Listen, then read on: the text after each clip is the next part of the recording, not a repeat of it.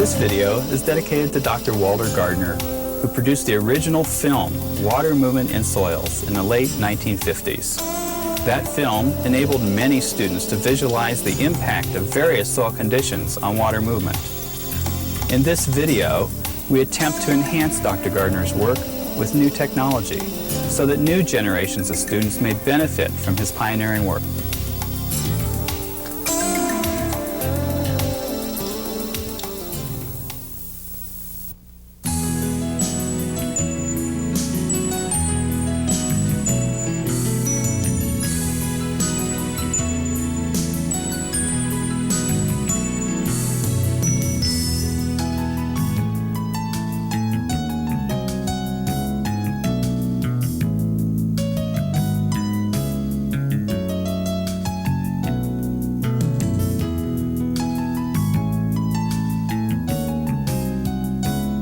How water moves through soil is a basic concept of soil and water science. Plants must have an adequate supply of water and nutrients to thrive. In fact, water makes up over 85% of the weight of growing plants. Water carries nutrients and gases to plants through the soil. Percolating water can also carry contaminants from a number of sources into underlying groundwater. Sources include poorly constructed landfills, chemical spills, leaking underground storage tanks, agricultural fields, golf courses, or septic leach fields. In this video, Dr. Jack Watson, a water specialist at the University of Arizona College of Agriculture, will help us explore some of the key principles of soil and water interaction. In this video, we will examine how water moves through various soil profiles and how water movement affects landscaping, gardening, commercial agriculture, landfills, parks and recreation, and even riparian areas such as this.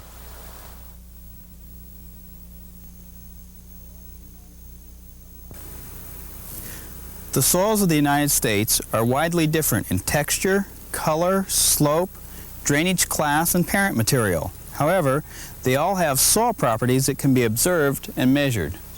There are thousands of different kinds of soils in the United States. Soil scientists define and describe soil properties and use that information to classify U.S. soils. Examples of major soil types are wind-deposited coarse sands, loams, glacial deposited materials,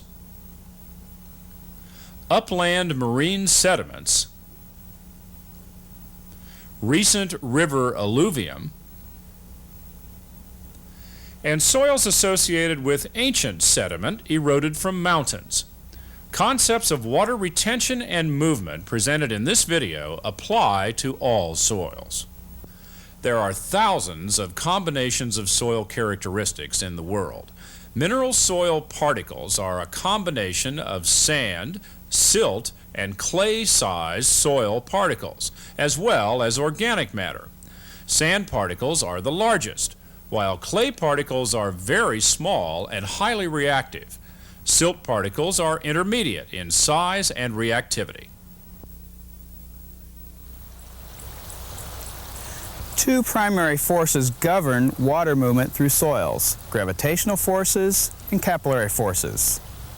Pore size refers to the space between soil particles. Soil pore size is a significant factor in how water moves through soil. Here, the space between the glass plates represents spaces between different size soil particles. The glass plates are further apart on the left side and closer together on the right side. The closer the plates are together, the higher the water rises. This rise is not due to pressure squeezing the water upward, but solely because capillary forces cause the water to rise higher when the distance between the plates is narrower. The same phenomenon occurs in soils. At the bottom of the soil columns near the water source, water rises more rapidly in the sandy soil because the capillary conductivity of the larger pores is greater. The clay soil has small pores and attracts water more strongly than the sandy soil with large pores, but transmits it more slowly. When the soils are wet, water moves through the larger pores between the sand particles faster than it moves through the smaller pores between the clay particles. However, water eventually rises higher in the clay soil because the pores are smaller and closer together. The rise is due to the forces of adhesion and cohesion. This is called capillary rise. Both the rate of water movement and the amount of water retention are related to pore sizes in a soil. The USDA system of soil classification uses 12 different textural classes. This presentation will use 3 general categories of sand, silt, and clay. Sand, silt, and clay-sized particles are rarely found in nature by themselves, so soils in this video contain some sand, silt, and clay. Just as soil types vary in texture and structure, they also vary in their ability to conduct and hold water. Using the model of the 3 general soil types, we see that soil water moving by gravity flows through open pores between soil particles. The size of the pores varies with the soil texture and structure. In general, water moves through large pores, such as in sandy soils, more quickly than through smaller pores, such as in silty soils, or through the much smaller, flat-shaped pores found in clay soils. In clay soils, very little gravitational or free water moves through pore spaces due to the small size and shape of the pores. This model represents water movement under ponded conditions into a land surface depression, such as an irrigation furrow or an open drain. When the water is first applied to dry soil, it moves outward almost as far as it moves downward. However, as the soil becomes saturated, gravity becomes the dominant force moving water downward. Water is nearly always moving in soils, either as a liquid or a vapor, and water can move in any direction. It moves downward after rain or irrigation, upward to evaporate from the soil surface, or up through plant roots and leaves and eventually into the atmosphere through transpiration. Water can also move horizontally through soil, such as when it encounters a restrictive layer of compacted soil or bedrock that impedes its downward movement. There are frequent attempts to prevent water movement through soils, such as when liners are used below sanitary landfills to prevent the movement of leachate water into underlying groundwater.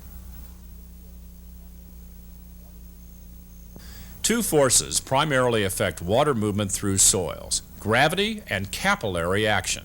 Capillary action refers to the attraction of water into soil pores, an attraction which makes water move in soil. Capillary action involves 2 types of attraction: adhesion and cohesion. Adhesion is the attraction of water to solid surfaces. Cohesion is the attraction of water to itself. Some surfaces appear to repel rather than attract water. This occurs when the cohesive force of the water is much stronger than the attractive force of the solid. For this reason, water drops form on leaves with a waxy surface. A similar phenomenon is frequently observed after a forest fire, when plant resin films coat the surface soil particles and rainfall runs off rather than infiltrating the soil. The other force governing water movement through soils is gravity. Gravity pulls water downward. Capillary forces can move water in any direction. The force of gravity is most evident in saturated soils. Once water enters the soil, the principles of water movement by capillary action and gravity hold true, no matter what the source of the water. Water can also move upward through soil or other materials by capillary action, as Dr. Watson explains.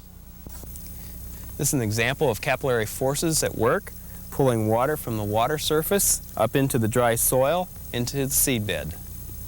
Capillary action can move water through porous materials other than soil. When the soil around a structure made of brick, limestone, or sandstone is wetted, water moves up through the stone material. When the water evaporates, it often leaves salt or other chemicals behind, showing how high the water rose. The same principles of water movement apply to landscape areas where water is delivered through an underground irrigation system. When the soil below the turf grass becomes saturated, capillary action draws water upward to the roots, nurturing the lawn.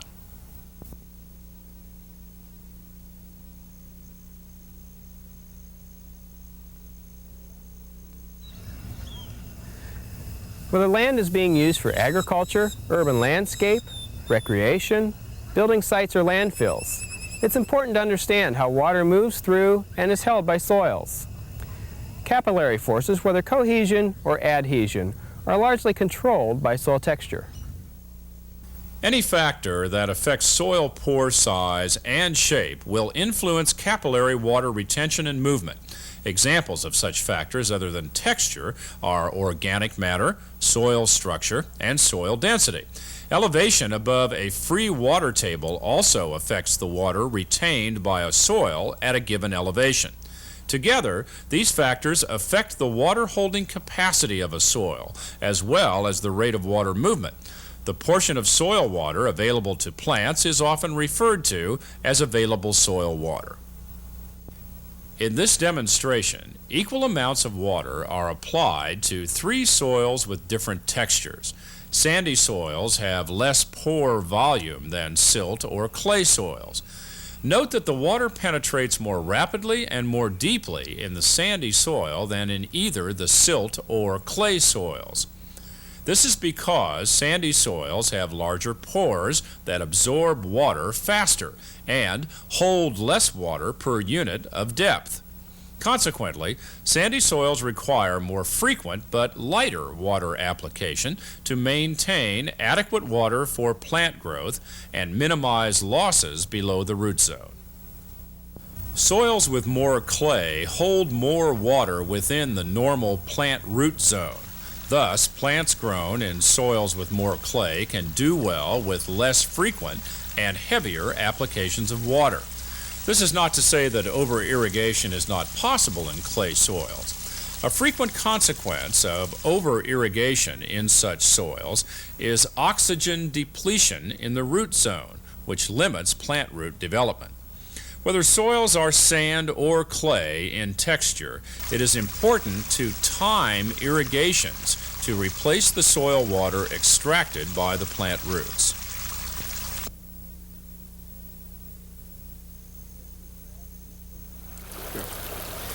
Just as gravity pulls water downhill along a stream bed, so gravity pulls water downward through the soil under saturated conditions. In unsaturated soil, the primary forces causing water to move laterally are capillary. Once the soil becomes saturated, gravity is the primary force causing downward water movement. Capillary action is the primary force affecting water movement in unsaturated soils. On the left is a single drip source, similar to a drip irrigation system in a garden. On the right is a multi-drip source representing rainfall or sprinkle irrigation. Initially, the pores in both soil profiles are unsaturated. Water flows primarily through the smaller pores due to capillary forces. On the left, lateral and vertical movement occurs at nearly the same rate. Also, the downward movement of the wetting front is approximately the same for the single drip source as for the multi-drip source. Eventually, the wetted soil pore spaces on the right are filled to near saturation because the water is being applied at a faster rate than it can be moved by capillary action.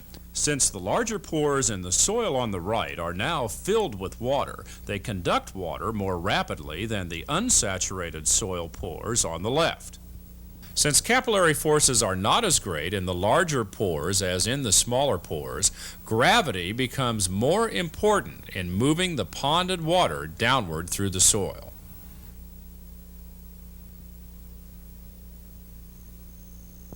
Soil is sometimes formed in layers of different textures near the surface. Each layer may have a different pore size, which affects the way water moves through the soil. Abrupt changes in pore size affect water moving by capillary action. This soil profile shows soil with small pores overlying a layer of soil with large pores. Capillary force, also known as soil tension, refers to the soil's ability to attract and hold water. Capillary force is greater in the soil layer with small pores. Many soils, especially those formed in alluvium or marine sediments, are layered, resulting in abrupt changes in pore size. Water is held back at each of these contacts and will not move downward until the clay layer above the sand is saturated. Therefore, some soil horizons will hold more water than the available water capacity would otherwise indicate. When enough water has been added, gravitational forces will exceed capillary forces, and water moves downward into the coarse sand below. Once water enters the coarse material, it moves rapidly and soon penetrates the bottom layer below the sand.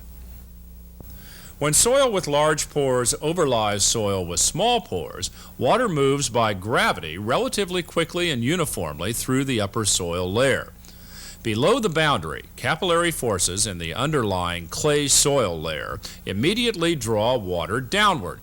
Typically, water moves more slowly through the lower layer, so water accumulates at the boundary. This underlying clay layer has a relatively high water holding capacity and a high soil tension. Therefore, this clay layer can absorb and hold a large quantity of water. Under field conditions, little or no water percolates to soil horizons below the clay layer until the clay layer becomes saturated. This condition is desirable for growing rice or for maintaining wetlands. It is not desirable for growing most other plants. An underlying clay layer can be desirable in a number of other circumstances, such as below a sanitary landfill. Partial subsoil layers can redirect water flow so that some areas receive little water while others receive a great deal. All of these factors can impact plant growth and cause water quality concerns. The downward flow pattern of water depends on the location and orientation of these layers.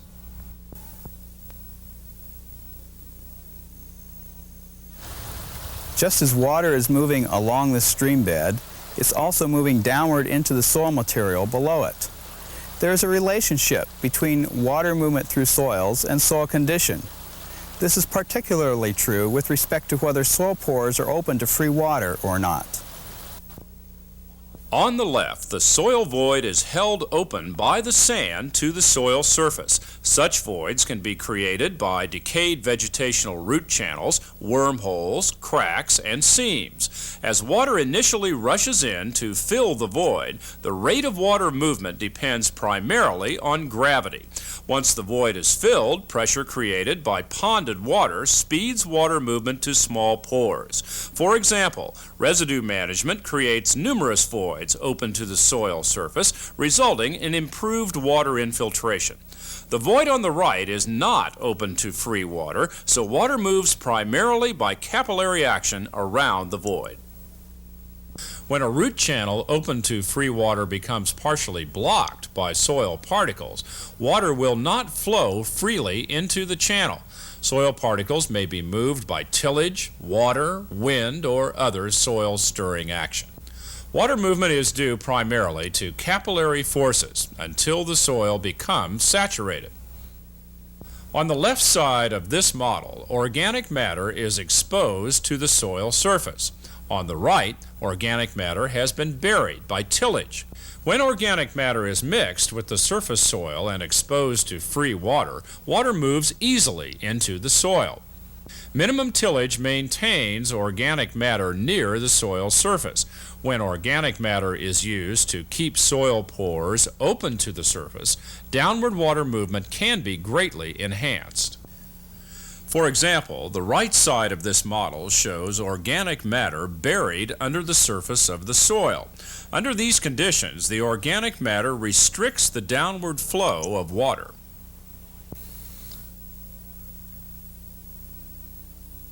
Water and chemicals can move in several directions at the same time in soil.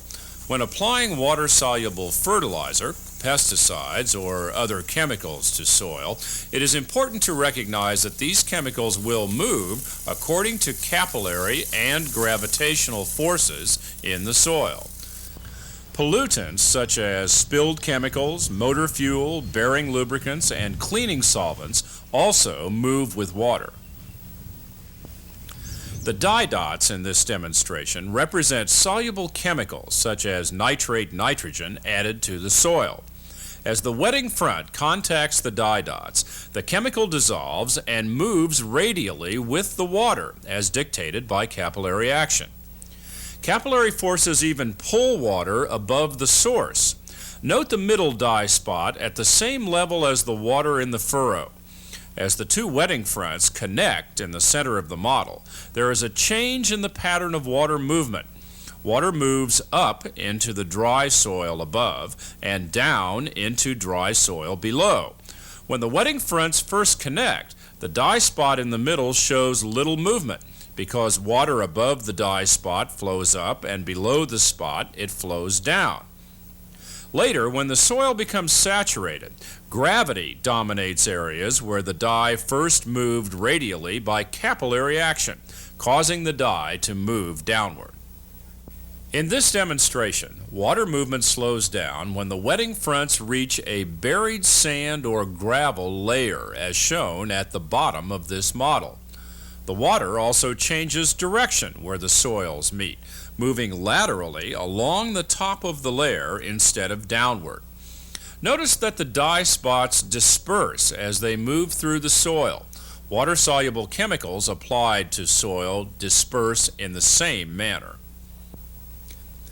In practical application, soluble chemicals moving with the water would trace out patterns similar to the dye shown in the demonstration.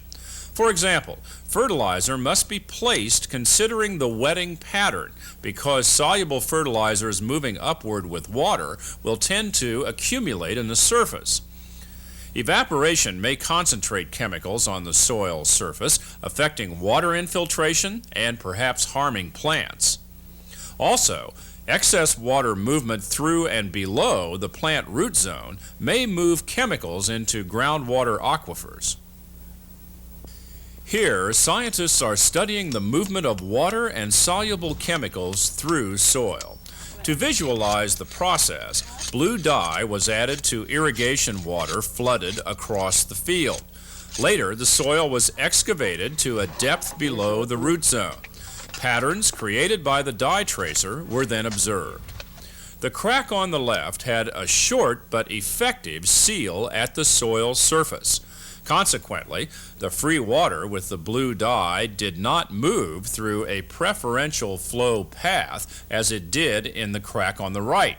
In this instance, the dyed water moved into the soil through a large channel open to the soil surface. The dyed area of the soil shows how the water moved freely through the channel.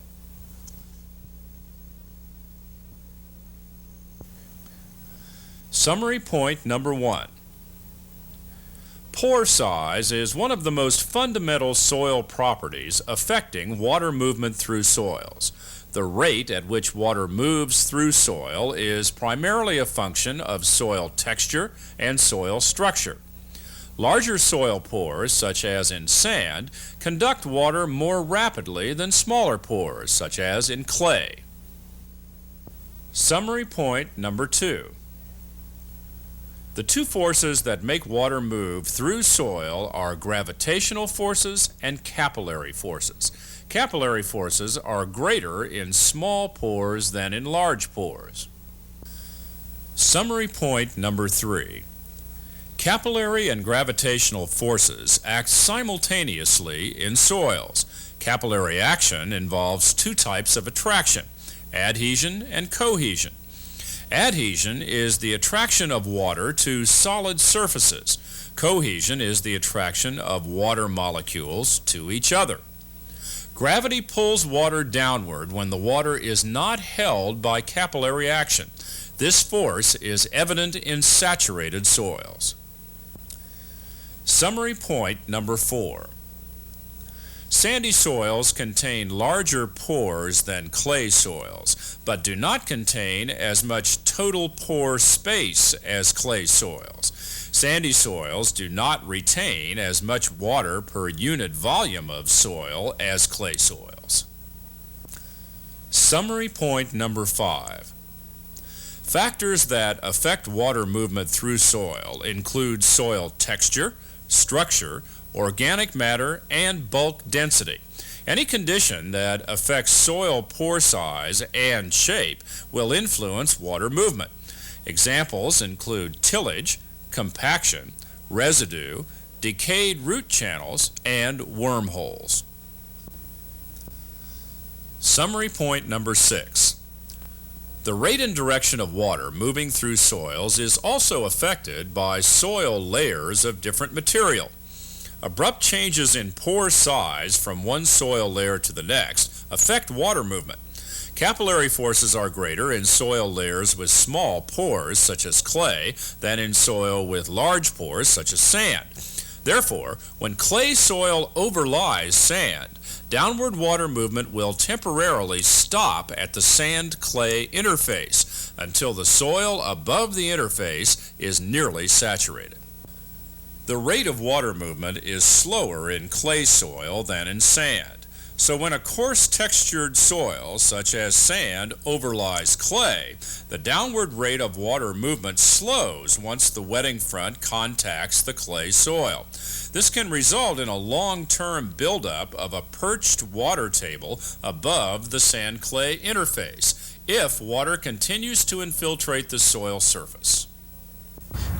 We hope that you found this program helpful and that you're able to put into practice the principles learned about water movement through soils, whether you're looking at landscape development, landfill or septic system siting, or commercial agricultural production.